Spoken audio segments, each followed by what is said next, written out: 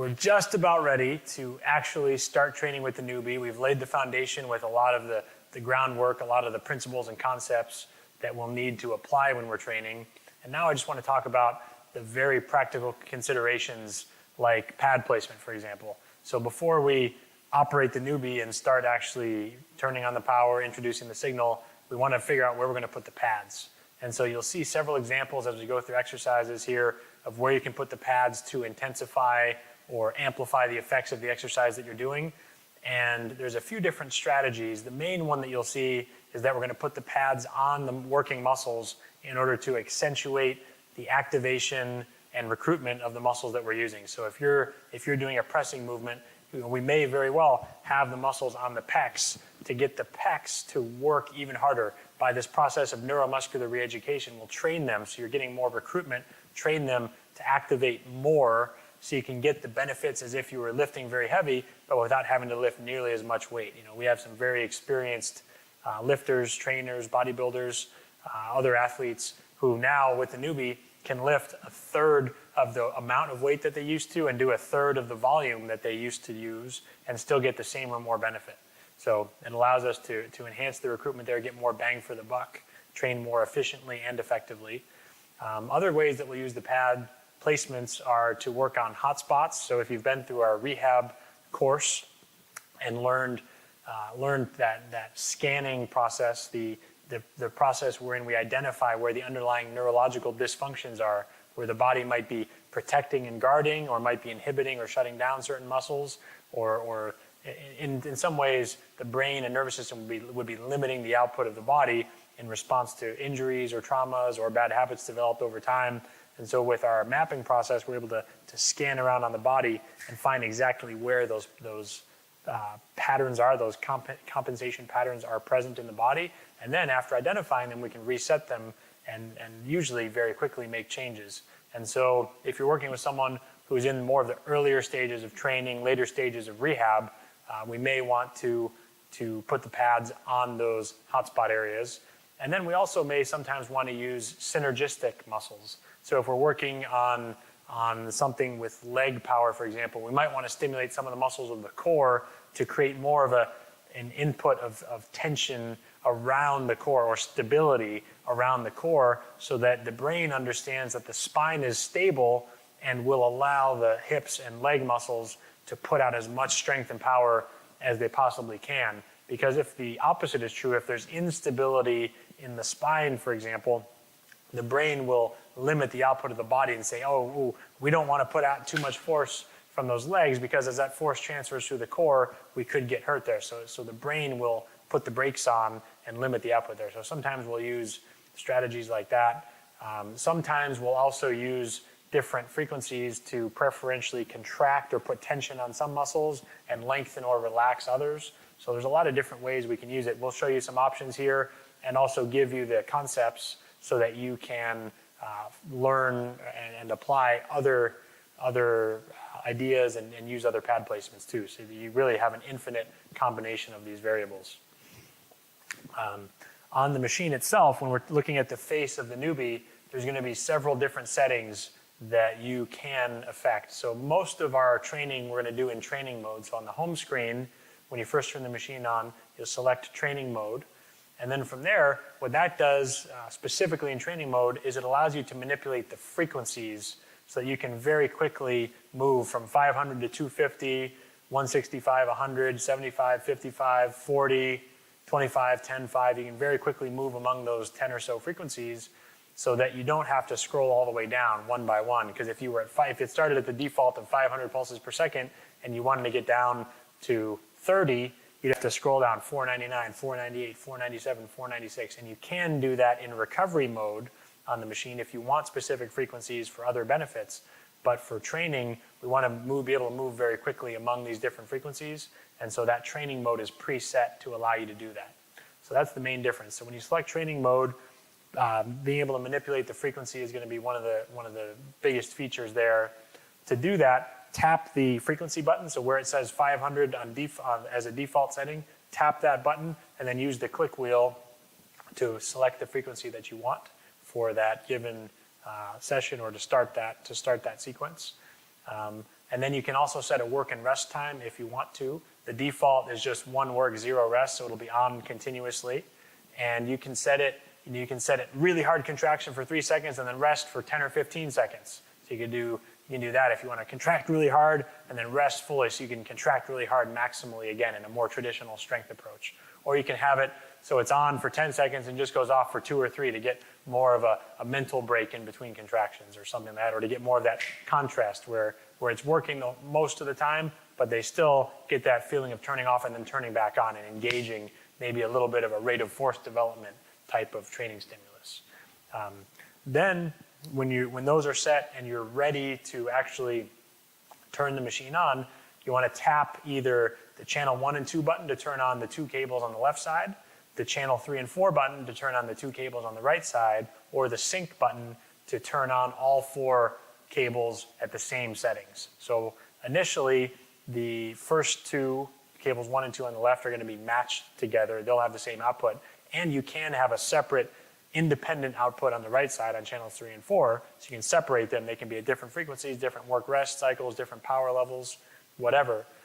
Or you can sync them together, and then the settings on the left side of the machine will apply to all 4 cables. So you'll see if you sync, the right side of the machine will just gray out, and you can't control any of the settings on the right side of the machine. So those are your options for turning it on. Once you turn it on, if you just hit channel 1 and 2, for example, then you'll see that the color will change from gray to light green on the channel 1 and 2 button, and that orange highlight box will appear around the power on the left side of the machine, around that power number, which will be 0 to start. As you turn the click wheel, it'll turn up 1 step at a time from 1 to 100. It's based on a percentage of the output voltage. The peak is about 150 volts. For most people, it depends a little bit on the resistance, so it depends on fat and muscle and hydration levels. But for most people, it'll be about 100 milliamps of current when you get to 100, and it's almost a 1-to-1 correspondence. So when you're at 10 on the machine, it's about 10 milliamps. That's not exactly true, but it's a pretty good rule of thumb at least, and a good way to think about it. So as you turn up the power level, then you have a chance to go through the different power levels that we've talked about, like first sensation, first contraction, first compensation, a training level where you really have to work through it with effort, but you still can work through it. It's not overwhelming. It's not that max tolerance level where it's so intense that you just have to grit your teeth and you can't even move through it. You're just kind of withstanding it or tolerating it. So that's the power level. And then at the bottom of the screen, you'll see that there is a polarity button. And what that does is that actually switches the direction of current. Remember, this is a direct current rather than alternating current. And so there's some interesting features of that, one of which is that there's always going to be a little more stimulus or more signal preferentially at the negative electrode. So by default, black is negative, red is positive, and there's going to be a little bit more stimulus at that black electrode. So, it's not like significantly more, it's like 55-45 or 60-40, a little bit more there. It has to do with the fact that the nervous system conducts more with positive ions like sodium and potassium, and of course those positive ions will be preferentially drawn towards the negative electrode. And so it is the case where you have a little bit more preferentially at that negative pad, and if you switch the polarity, then that will switch. So the red pad, which was positive, now becomes negative. And so you'll see when we do an arm exercise, for example, if we had one pad on the bicep, one on the tricep, if we had the black pad here during a bicep exercise, that would emphasize the bicep. And if we wanted to superset, for example, we could switch the polarity to the red for more emphasis on the tricep during a tricep push down or some sort of elbow extension exercise or a tricep kickback, something like that. And so we can switch the polarity to switch the emphasis, more bicep, more tricep, or anything else where we wanted to switch the emphasis there. So those are the settings, the main settings on the machine. The last one is an optional setting, which is the timer. If you want to set the timer, you have to do it before you turn on the machine, before you actually turn on channel 1 and 2, 3 and 4, or the sync button, before you activate any of the channels. Because once you set it, you can set minutes and seconds, hit the button on the box where it says 0 minutes or 0 seconds, and then increment it up with the click wheel. if you want to do that, again, you have to turn it on first. So you set the time, and then when you start either side of the machine, or sync and start both sides of the machine, when you start, it will start the timer, and it'll start counting down from how much time you've added, and it'll go all the way down. When it hits 0, then it'll beep, and it'll shut off the output of the machine.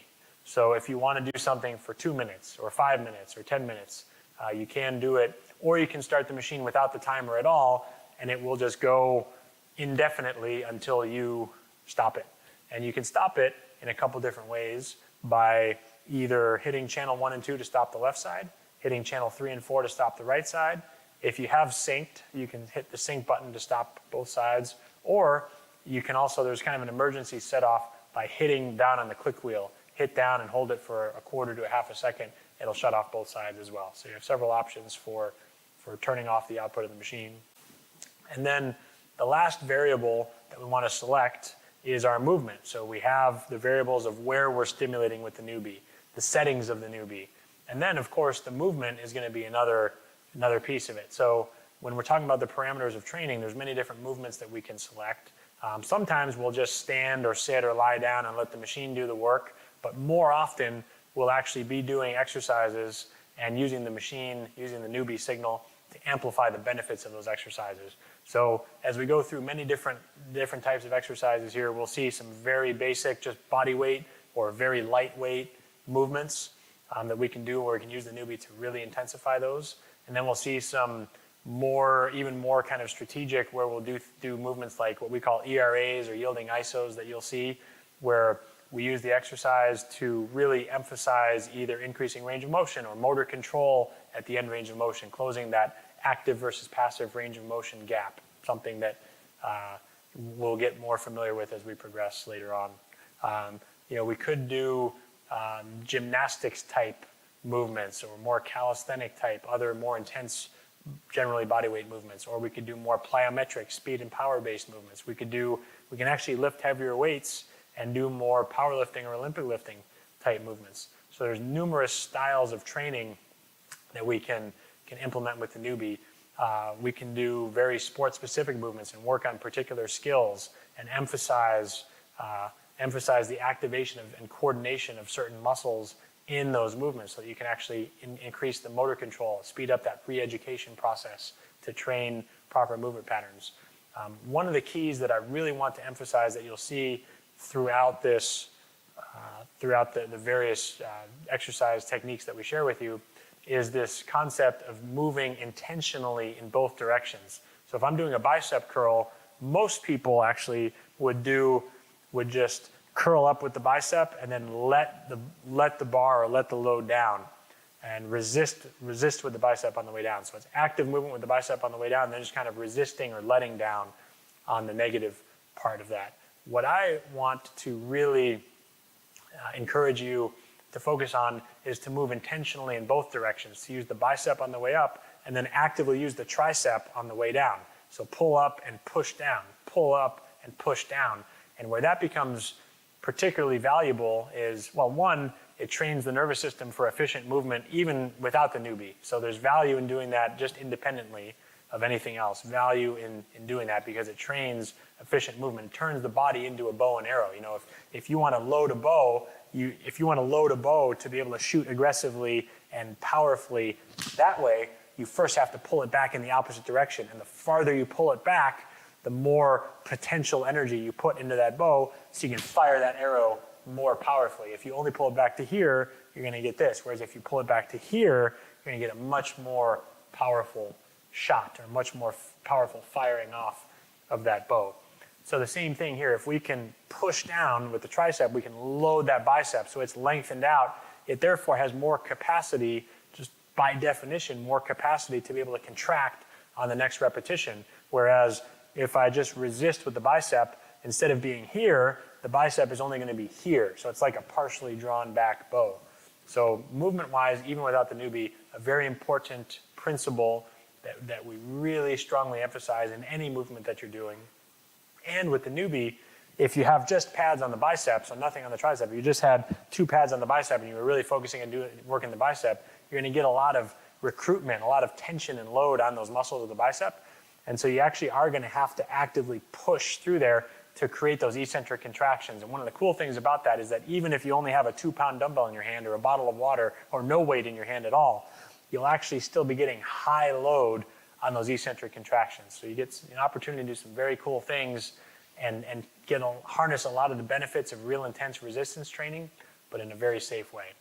So those are all the variables that you'll see in action now when we dive into some of the actual Neubie training movements and strategies.